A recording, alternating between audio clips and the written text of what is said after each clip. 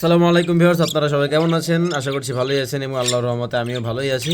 Viewers, আপনাদেরকে যে দুইটা ডিম দেখাইছিলাম গত ভিডিওতে, আমি দুইটা ডিমের একটা আপডেট দিয়েছিলাম যে দুইটা ডিম থেকে বাচ্চা হইতেছে না। তো আজকে সকালে আলহামদুলিল্লাহ দেখি যে একটা বেবি বের হয়েছে। এই যে এইখানে যে বেবিটা দেখতে পারতেছেন, এই বেবিটা দেখি সকালবেলা 6টার দিকে আমি উঠছি যখন, তখন থেকে এই বেবিটা বের হয়েছে।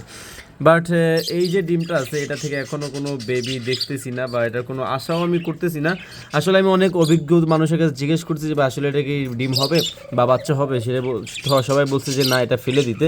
তো এখন আসলে ফেলে দেওয়ার আগে এই জিনিসটা আমি চেক করব, এই জিনিসটা আমি চেক করে দেখব যে আসলে এইটার ভিতরে কিছু আছে কি না। তো চলেন দেখি এটার ভিতরে কী আছে, চেক করা যায়। তো এখানে একটা কালো বাটি নিয়ে নিলাম, বাড়ির একটু ভাঙা, এটা নিয়ে নিলাম। কালো বাটির ভিতরে এটা ভালো দেখা যাবে, তো এখানে এটা রাখলাম।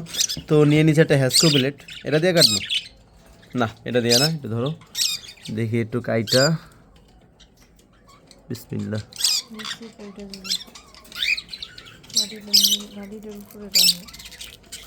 গাইস, ভিতর থেকে যা, ভিতরে কিছুই নাই। দেখেন, ভিতরে বেবি জমছিল, বাট সেটা কোনো একটা কারণে বেবিটা হয়তো শুকায় গেছে। এটা হচ্ছে, আমি মুরব্বীদের কাছে শুনে ডিম বাওয়া যাওয়া বলে এটাকে। একটু এখানে ফালাই, আর একটু ভাঙি, একটু ফালাই দেখি কি অবস্থা।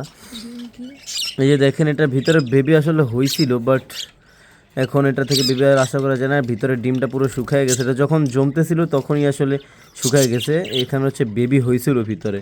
যাই হোক, এটাকে আমরা এটার ভিতরে রেখে ফালাইয়া দিই, এখন আর এটা কোনো কাজ নেই।